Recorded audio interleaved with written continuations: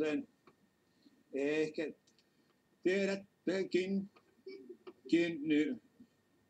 Läski-Roopassa,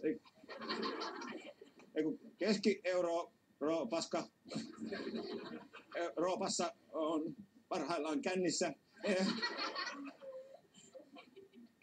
käynnissä Keski-Euroopan mukiviikko, mäkihiihto,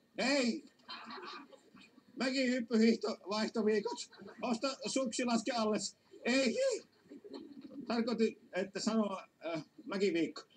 Mäkiviikko just ne 4 osa kilapilaua, osa laskumaksu kilpailua käydään Itävallassa ja Länsivallassa, siis Saksassa, joka on tätä ihan tavallisesti Saksassa.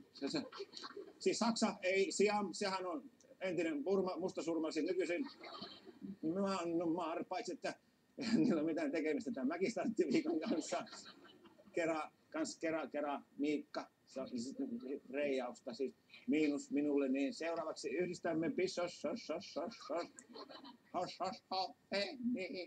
jossa Keski-Euroopan mäkiviikon ensimmäistä ja ratkaisevaa osa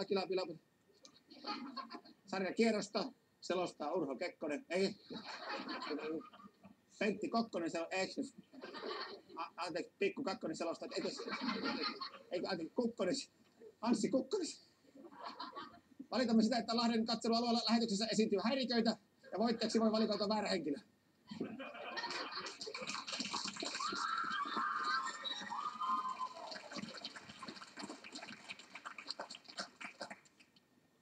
Se meni kyllä tosi hyvin. Kiitos.